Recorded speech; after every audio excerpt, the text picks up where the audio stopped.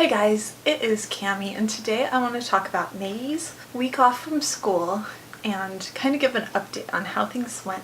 Because last week I talked about how I was really worried about how she was going to react to the bus not showing up at our house and to that change in her schedule. But first, hit subscribe if you haven't already. Last week I was talking about how I was worried about what Maggie's reaction would be when the bus didn't arrive on the first Monday of summer. And I was really stressed out about this. I thought we were headed for an epic meltdown like we had during summer and during Easter breaks. And I don't know if it was the social stories, I don't know if school prepped her well enough that she knew what to expect for summer. Either way, when that bus didn't arrive on Monday morning, she was completely and totally fine with it, which was awesome. She didn't even ask about the bus, which on a typical Monday morning, she asks about the bus like 20 times before it arrives. She asks about the bus as she is getting ready for her bath. She asks about her bus as she's getting dressed. She asks about the bus constantly, and there was no mention of the bus. I mean, Patrick even was talking about how it wasn't a school day, and I was like, Patrick. And she was like, totally fine. I was shocked. Tessie still had therapy, and Maggie didn't have therapy until the afternoon. So let me explain the situation to you. There are a lot of families at the therapy center that we go to that have 2 or 3 kids. And when Tessie was diagnosed, I pictured our family doing what I see many of these families doing. So many of these families have children very close in age. Some of them are multiples where there's twins or triplets.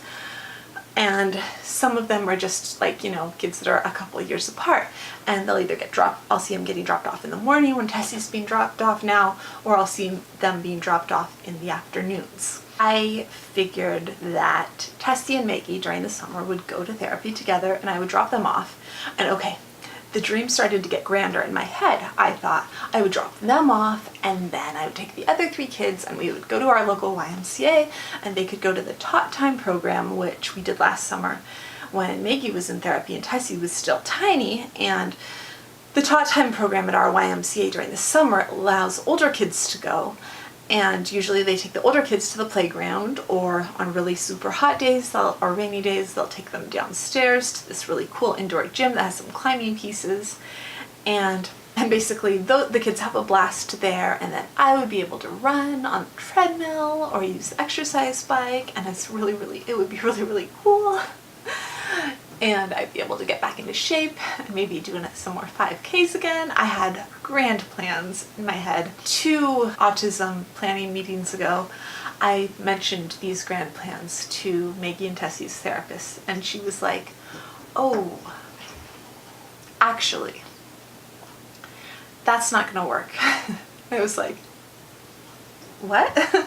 She was like, once you're on the evening schedule, you actually can't give up your place unless you want to give it up forever, because the evening spots are so sought after that you would have to go back on the wait list, and the wait list not back on because we were never on the wait list. It was basically when Maggie's IEP was done, we found out where she was going to school. I immediately asked for the schedule. I got the schedule. I took it straight to them, got Maggie on the schedule. Like, I took it to them like in April or May, and got her on the schedule for September. Then Tessie is too little to go to therapy till 7 o'clock at night. She would be exhausted. I mean, there's no way it would work. She's 1. She can't be there that late. Tessie is at therapy from 9 to 12, and Maggie is at therapy from 4 to 7. Did I mention that the therapy center is 30 miles from our house? So I drive 30 miles. We drop Tessie off. We hang out in town. We drive 30 miles home, hang out for a few hours. We drive 30 miles back, and then we drive home, and then Paul picks Maggie up and brings her home when he's done with work, which makes for some pretty long days for everybody. Maggie will be home from lunchtime until she goes to therapy at 4 o'clock, which is something that I'm really looking forward to once she's a little bit calmed down, because this is where the problem comes in. This is where the meltdowns come in. The first day before the first meltdown happened, I began to see the problem and where it was gonna jump out at us. I loaded all 5 kids in the car and we started driving. And on the drive there, I started to think that we could be having a problem.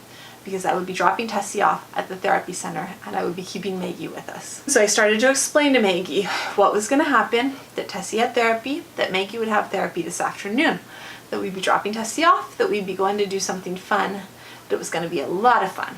And we actually picked up Nanny first, and that we were going to do a lot of fun things with Nanny. It was going to be really cool. We were just going to stop by the therapy center. Nanny would stay in the car with the kids. It was going to be awesome. So we went by the therapy center. Everything was fine. Everything was cool up until I tried to pull out of the therapy center, and that was when the meltdown began and it got bad. And it was about like a 15 to 20 minute meltdown, which is a really, really, really long meltdown for Maggie. And that happened when we dropped off and when we picked up, despite like a lot of explaining what was going to happen. Again, that's pretty unusual for Maggie, both that she doesn't have a ton of meltdowns and that usually I can explain things to Maggie as long as there's like a logical explanation. Like generally I would be able to explain to Maggie, you're coming back later and you will be going to school today, and usually that's enough to calm her down and she gets it. But the transition, the fact that this was a transition and that she had gone to her therapy center and she didn't get to stay there and she had to leave, was overriding the fact that she did understand that she would be back. And she knew she was going to be back later, but it was just too much. So that was really, really hard. She did get to come back that night. She settled down after about 20 minutes, both times. Quicker, I think, the second time. We went home. She played. It was fine. It was totally, totally fine. She went back to therapy. She knew which therapist it was going to be before the therapist even came out. And it wasn't the usually scheduled therapist, so I'm not even sure how she knew which therapist it was going to be. Super excited. Had a great day, had a great time from there on out, and I thought it would be better the second day, but it was pretty much a mess all week long at every single drop off and pick up for Tessie. I was surprised by that. I expected it to improve on the second day, and I definitely expected it to improve by the third day, just because it was kind of becoming the new schedule, and also because she knew we would be back. She knew that she had her time and that Tessie had her time, and I know it's hard for her to leave there without it being her turn, but there's also like a new schedule coming into place, so I didn't expect it to be bad every single time like it was. So that was pretty tough, and I mean, we definitely had fun times this week, but it definitely made the rest of the week tough, and so I am looking forward to her being able to have that morning schedule in the morning where she has 4 hours of school 4 days a week, and where she gets to go with her teacher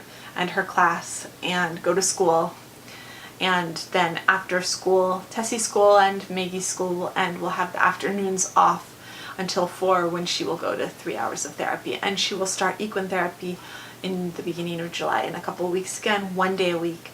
So that's going to be awesome. And she loves riding horses. Her horse jacket therapy she loves him.